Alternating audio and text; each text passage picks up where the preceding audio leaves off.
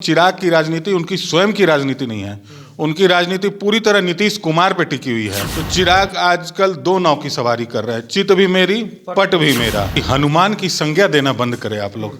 हर बंदर हनुमान नहीं हो सकता है। तो मंत्री पद दे या सुरक्षा दे, तो उनको सुरक्षा मुहैया करा दिया गया है। जो बच्चे का जो एक्टिविटी है ना, वो चिराग के अंदर है, गंभीरता अभी भी उनमें नहीं है। सब लोगों ने सैल्यूट दिया, राष्ट्रीय गान हुआ, चिराग जी ने झंडे को सैल्यूट नहीं दिया। जिस दिन सुरक्षा मिला उसके नेक्स्ट डे सुरक्षा दिखाने के लिए मम्मी जी को लेकर पटना आए और माता जी को खुश किया कि देखिए हमको कितनी सुरक्षा मिली है। नहीं, नीतीश कुमार का साथ सिर्फ उपेंद्र कुशवाहा नहीं छोड़ेंगे, निकट भविष्य में सभी लोग उनके साथ छोड़ के जाएंगे। उपेंद्र कुशवाहा पहले भी कह चुके हैं कि हम जाएंगे तो हम अकेले नहीं जाएंगे। ये चाचा भतीजे में साठगांठ है, तुम मुझे प्रधानमंत्री बनाओ, मैं तुम्हें मुख्यमंत्री बनाऊंगा। बीबीसी इंडिया द्वारा गोधरा कांड पर बनाई गई डॉक्यूमेंट्री भारत सरकार ने बैन कर दी है। दरअसल गोधरा कांड में तब के और आज के प्रधानमंत्री नरेंद्र मोदी को मास्टरमाइंड बताया गया है। इसी को लेकर जो है माहौल बिगड़े न, इन तमाम चीज़ों को लेकर भारत सरकार ने फैसला लिया कि भारत में जो इसका प्रसारण जो है वो नहीं होगा। जिसके बाद देश के कई यूनिवर्सिटी के जो तथाकथित छात्र थे वो आंदोलन करने लगे।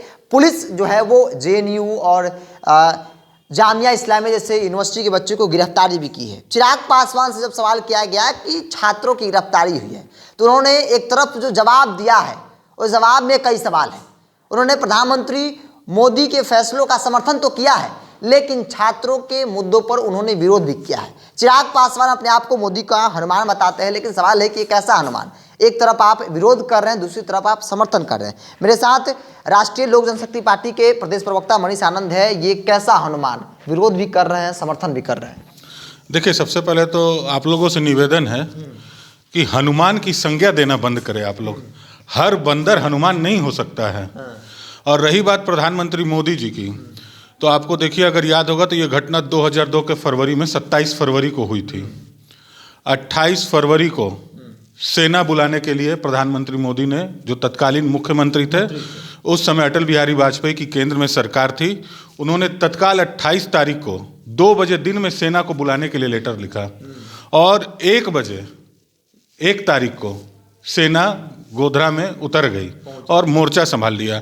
तो आप देखिए, एक तरफ जहां ये वामपंथी मीडिया का जो ग्रुप है वो सरकार की कामयाबियों से, जो उनके अंदर व्याकुलता है, जो उनकी फंडिंग रुकी हुई है, एक तरह से आप समझिए उन लोग विदेश से आयातित फंडित पे आजकल अपना जीवन गुजर जो कर रहे हैं, उसमें उनको कहीं ना कहीं दिक्कत हो रही थी। इसलिए उन्होंने एक तरह से एक लांछन लगाने का काम किया है। जबकि आप देखें 2008 से नानावती कमेटी का आयोग का गठन हुआ, उसमें उनको क्लीन चिट मिला, सुप्रीम कोर्ट द्वारा क्लीन चिट मिला, एसआईटी द्वारा क्लीन चिट मिला। अभी एहसान जो सांसद की जिनकी हत्या हुई थी, उनकी वाइफ ने जो केस किया था, पिछले साल सुप्रीम कोर्ट द्वारा प्रधानमंत्री मोदी को क्लीन चिट मिला है। तो ये एक मुद्दा है भारत को अस्थिर करने का। जिस तरह से भारत बढ़ता जा रहा है, तीसरी इकोनॉमी बनने जा रहा है, 5 ट्रिलियन का हमारा जो लक्ष्य है, ये वामपंथी वर्गों को सूट नहीं कर रहा है, जिसके खिलाफ ये एजेंडा चलाया जा रहा है। रही बात चिराग की, तो चिराग आजकल 2 नाव की सवारी कर रहा है, चित भी मेरी पट भी मेरा। तो ऐसे नहीं होता, ये ढुलमुल नीति नहीं। देखिए, सबसे पहले समझना होगा कि चिराग की राजनीति उनकी स्वयं की राजनीति नहीं है। उनकी राजनीति पूरी तरह नीतीश कुमार पे टिकी हुई है। नीतीश कुमार किस ओर जाएंगे, इसी फिराक में वो अभी तक वेट एंड वॉच कर रहे हैं। तो दोनों तरफ सामंजस्य बना के चल रहे हैं कि कब बैलेंस बना रहे हैं कि जिधर पलटी मारना पड़े उधर पलटी मार सके। नहीं, आपको नहीं लगता है कि चिराग पासवान की मंत्री बनाने को लेकर चर्चा है कि मोदी मंत्रिमंडल का विस्तार होगा तो चिराग को जगह मिलेगी? उससे पहले इस तरह के बयान आना किस ओर इशारा कर रहा है, आपको क्या लगता है? देखिए, चिराग जी के मंत्री बनने को लेकर जो खरमास बाद तो ये तीसरा खरमास हमारे ख्याल से पार हो चुका है। और जब बच्चा बहुत जिद करता है ना, तो एक गांव में कहावत थी, नाक दे भाई नरहन दे। तो मंत्री पद दे या सुरक्षा दे, तो उनको सुरक्षा मुहैया करा दिया गया है। और देखे होंगे आप 15 जनवरी को सुरक्षा चमकाने के लिए बिना मतलब का 26 जनवरी को तो वो तो बाद की बात है। जिस दिन सुरक्षा मिला उसके नेक्स्ट डे सुरक्षा दिखाने के लिए मम्मी जी को लेकर पटना आए और माता जी को खुश किया कि देखिए हमको कितनी सुरक्षा मिली है।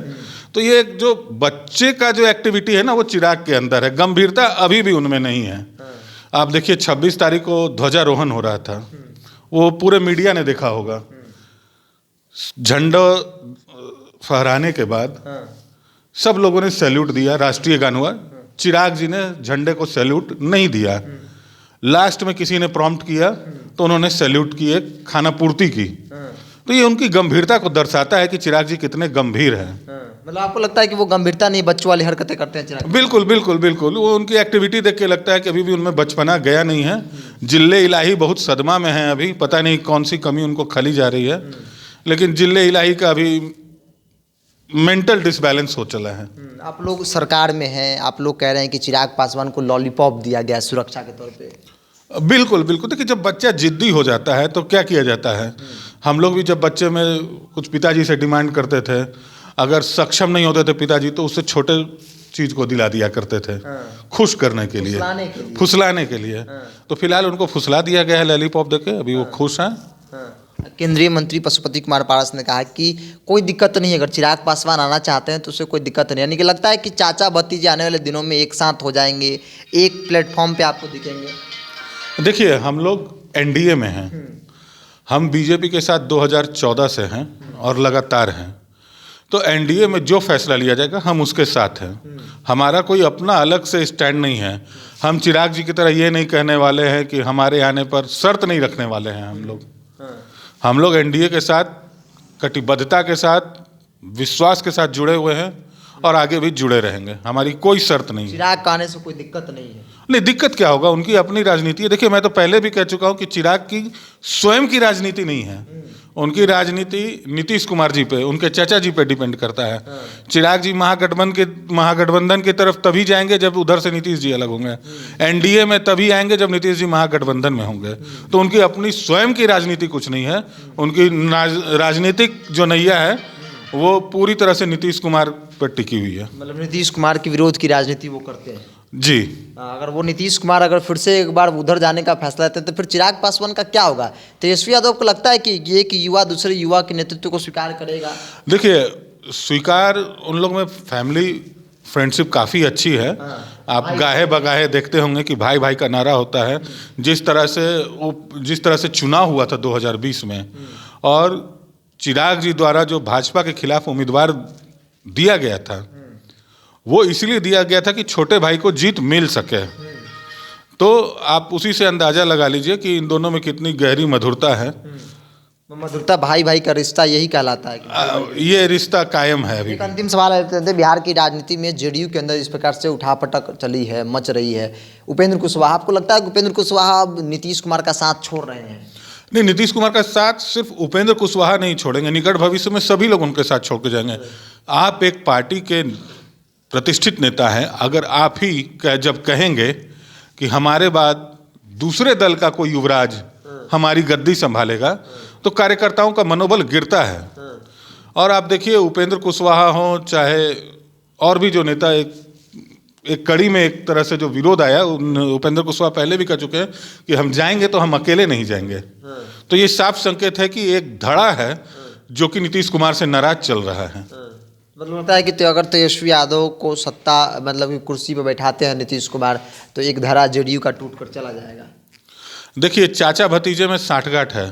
तुम मुझे प्रधानमंत्री बनाओ, मैं तुम्हें मुख्यमंत्री बनाऊंगा। अच्छा। तो इन दोनों के खेल में बेचारे जदयू कार्यकर्ता हो चाहे आरजेडी के कार्यकर्ता हो पिस रहे हैं। कुढ़नी का चुनाव इसका उदाहरण है। कार्यकर्ताओं ने एक दूसरे को समर्थन नहीं किया, इस बात का प्रमाण है। तो चलिए, बिहार की राजनीति में जिस प्रकार से सवाल उठ रहे हैं खासतौर पे महागठबंधन और जेडीयू के अंदर, चूंकि कल तक या 2-4-5 दिन पहले की बात कर ली जाए तो जेडीयू और आरजेडी में तनी थी, लेकिन अब जेडीयू के अंदर तन गई है। उपेंद्र कुशवाहा के एक के बाद एक कई ऐसे बयान हैं जिससे साफ इस बात के संकेत दिख रहे हैं, आसार दिख रहे हैं कि उपेंद्र कुशवाहा इतने नाराज हैं कि जेडीयू भी छोड़ सकते हैं। और रालोसपा का दावा है कि एक बड़ा जो तबका है, एक बड़ी लाइन है, एक बड़ी लंबी कतार है जो उपेंद्र कुशवाहा के साथ जाने को तैयार है। चूंकि बात अब नेतृत्व की है, नीतीश कुमार अब तक नेतृत्व कर रहे थे, ठीक था, लेकिन जैसे उन्होंने कहा कि इनको यानी भतीजे को तेजस्वी यादव को आगे बढ़ानी है तो कार्यकर्ताओं में निराशा, और खास तौर पे उन लोगों में जो लगातार पार्टी हित के लिए काम कर रहे थे, पार्टी को मजबूत करने के लिए काम कर रहे थे। आपको क्या लगता है? अपनी प्रतिक्रिया कमेंट बॉक्स में जरूर रखें। बहुत बहुत धन्यवाद।